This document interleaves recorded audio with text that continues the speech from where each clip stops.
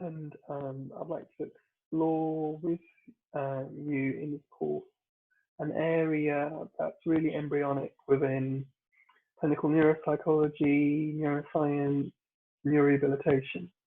And because it's embryonic, I think everything is up for grabs. So it's an exciting time to think about things in different ways. As such, I think it's not really represented in core clinical practice, yet there's a really important and central need for work and supporting survivors of brain injury, people with other neurological conditions to manage their social experience and interactions with others. So we're going to explore social cognition rehabilitation. We're going to explore the basis, the theoretical underpinnings, the approaches to it. And we're going to explore how things are going to be applied within different domains. But I think I just want to set the scene before we look in detail at the features of the course. I think this really is an impoverished domain of neurorehab practice, both in terms of assessment and intervention. So we'll briefly talk about approach to assessment, but clinical neuropsychologists do not routinely assess social cognition difficulties in most clinical services, let alone go about looking at approaches to rehabilitation. But there's a paradox here because this kind of undeveloped aspect of clinical practice stands alongside this whole social neuroscience renaissance and revolution. And the neurological, the brain-based of empathy has just been a dominant theme within neuroscience for the last 20 to 25 years now.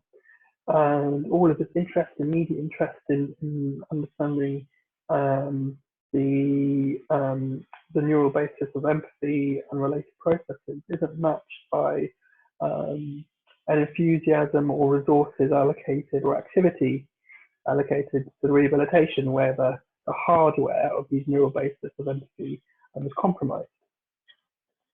So we need some more translational research for sure. And I think, these impairments underpin big elephant in the room conversations in rehabilitation, where partners, for example, the relatives say, he's not my husband anymore. Or in vocational rehabilitation, employees, bosses and employees say they can't work anymore because they freak out my staff. There's really unique challenges to relationships and in different aspects of life around survivor post-injury. So we're going to explore that. We're going to, from this introduction, we're going to have a look first as the kind of what we're dealing with here in terms of social cognition difficulties. What are the common ones that feature in both acquired and progressive neurological conditions?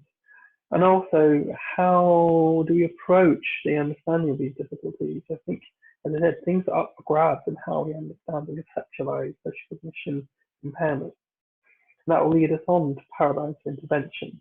And the approaches to intervention really follow how you conceptualize difficulties. And then the final kind of half of the course will be taking each relationship group in turn. We'll look at couples and family relationships. We'll look at relationships in the workplace when a survivor returns to work, post-injury in the context of a progressive condition.